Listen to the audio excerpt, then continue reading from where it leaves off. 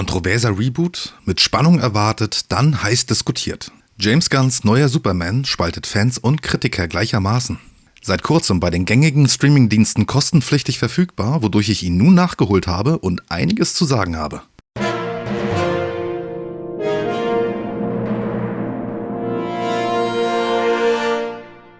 Und damit willkommen zurück bei eurem Binger. 2 Infos direkt zu Beginn. Erstens, hier wird es garantiert zu Spoilern kommen. Ihr seid hiermit gewarnt worden.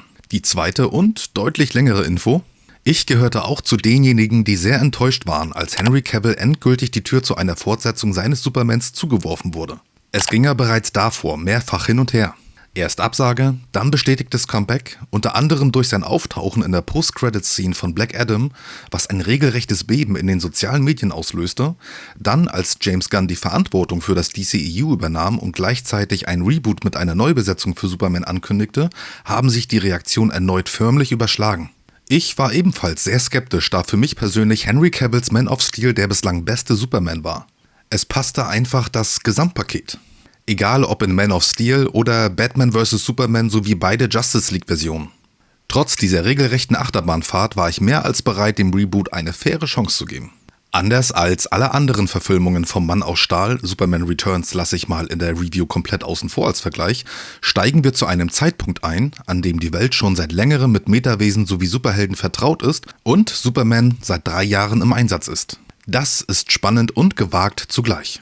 Spannend, weil so natürlich viel mehr Raum vorhanden ist, um den Plot direkt und ohne Verlust von Screentime straff zu halten, statt ihn vorbereitend aufbauen zu müssen. Und James Gunn geht hier sogar noch einen Schritt weiter. Wir steigen unmittelbar in die Action ein. Superman hat einen Krieg beendet und sich daher in außenpolitische Angelegenheiten eingemischt, sowie gerade seinen ersten Kampf verloren. Gewagt ist das wiederum, da Charakterentwicklung und die damit verbundene emotionale Bindung erstmal auf dem Abstellgleis parkt. Hier weiß ich nicht, ob ich es im Nachhinein gut oder schlecht finde. Ich denke, ich bleibe bei spannend, da es eben etwas Neues ist und irgendwie auch zum Reboot passt. Was wir in der Anfangsszene zu sehen bekommen, gab es schon vorab in einem Sneak Peek auf YouTube. Superman ist verletzt, ruft Krypto und wird von ihm in sein Versteck gebracht. In dieser Szene hatte ich meine ersten Probleme. Krypto ist für mich in der ersten Hälfte des Films etwas zu sehr ein Statist für auflockernde und zum Teil deplatzierte Gags, durch sein Verhalten ungehorsamer, hyperaktiver Hund. Dann die Art, bereits bekannte Fakten für uns Zuschauer aufzuzeigen, welche für die Story relevant sein werden. Im Detail meine ich damit das Gespräch mit den Robotern, in dem es um das Abspielen der Nachricht seiner Eltern von Krypton geht, da diese Superman beruhigt. Und dass diese auf der Reise zur Erde beschädigt wurde und daher nicht vollständig ist. Nennt mich kleinlich, aber das wirkte auf mich zu plump und ideenlos. Die Szene schreit förmlich: Hier, liebe Zuschauer, hier habt ihr Informationen, die ihr auf jeden Fall brauchen werdet. Ich meine, das sind ja offensichtlich keine neuen Infos. Warum verpackt man das nicht anders bzw. etwas subtiler, wie zum Beispiel der Roboter berichtet, nachdem er Superman gefragt hat, ob die Nachricht seiner Eltern abgespielt werden soll, dass sie weiterhin versucht haben, die verlorene Nachricht wiederherzustellen, aber diese scheinbar endgültig durch die Reise zur Erde zerstört wurde. Aber hier ist es wohl wieder das Problem mit dem späten Einstieg des Films in der Timeline. Bleiben wir beim späten Einstieg und dessen Probleme. Lois und Clark. Die beiden sind schon seit längerem ein Paar, Lois kennt Clarks Identität als Superman und die beiden scheinen bereits an einem ersten kritischen Punkt angekommen zu sein. Zumindest Lois, welche für sich die Beziehung hinterfragt. Den Grund erahnen wir in einem satten 7-minütigen sowie ermüdenden Interview, welches Clark ihr als Superman gibt. Clark ist von seinem Handeln und seinen Absichten stets überzeugt. Lois hingegen stellt kritische Fragen und versucht ihm deutlich zu machen, dass man aus journalistischer Sicht oft nicht sicher sein kann. Hier kann ich schon vorwegnehmen, Lois bleibt für mein Empfinden über den ganzen Film hinweg relativ blass. Sie spielt zwar eine nicht gerade unwichtige Rolle, aber es fehlt nun mal die emotionale Fallhöhe aufgrund der übersprungenen Timeline. Wo wir gerade bei Lois und Clark sind. David Corenswet ist meiner Meinung nach ein guter sowie glaubwürdiger Clark Kent. Das passt absolut. Aber da er wiederum als Clark in seiner Rolle beim Daily Planet nur für ein paar Minuten stattfindet, können wir das Kapitel auch direkt wieder schließen. Die Inszenierung wirkt generell insgesamt bunter als die bisherigen Superman-Projekte. James Gunns Handschrift spürt man deutlich und ich kam auch nicht drum herum, es mit den Guardians of the Galaxy zu vergleichen. Denn an so einigen Stellen wird versucht, die gleichen Hebel umzulegen nach dem bisherigen Erfolgsrezept. Ernste Szenen gepaart mit auflockernden Sprüchen. Der Plot der Story ist ebenfalls sehr gewagt und wird daher bei vielen Hardcore-Fans sauer aufgestoßen sein.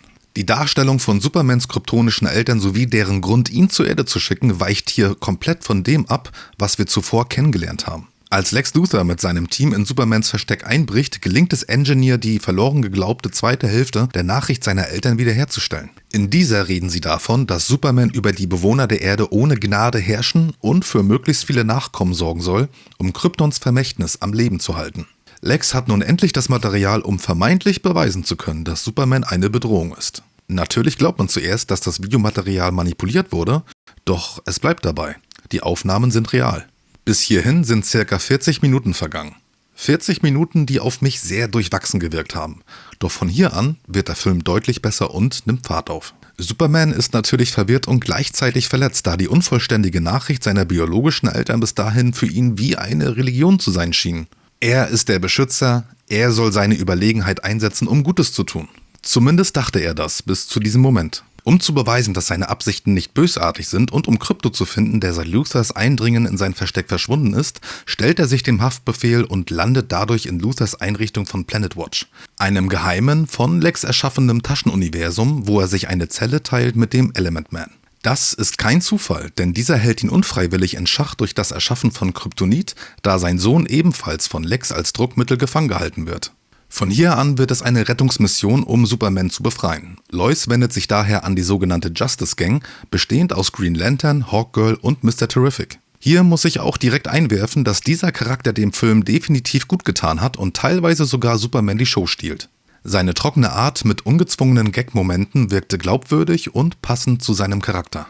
Lois und Mr. Terrific finden das Taschenuniversum und darin natürlich auch Superman sowie Krypto. Der Ausbruch gelingt dann vorrangig durch den Element Man, welcher sich dann entscheidet, Superman zu helfen. Genau hier habe ich so meine Probleme. Zuvor appellierte bereits Superman an ihn, dass er seinen Sohn befreien könne. Der Element Man lehnte dies mit wütender Verzweiflung ab. Doch als ein Unschuldiger vor dessen Augen als Druckmittel genutzt wird, um aus Superman Antworten zu entlocken, welcher dann letztendlich erschossen wird, beginnt sich sein moralischer Kompass zu drehen. Tut mir leid, aber das wirkt für mich zu sehr wie eine Wendung auf Knopfdruck. Ich meine, die Rettung seines Sohnes ist für ihn nicht Grund genug, um Supermans Hilfe anzunehmen, dessen Kraft ihm durchaus bekannt ist. Aber das Leben einer fremden Person kippt dann doch seine Entscheidung? Das zündete bei mir leider nicht. Aber gut, irgendwie musste ja der Ausbruch stattfinden. Auch wenn es für mich hier mehr als holprig wirkte.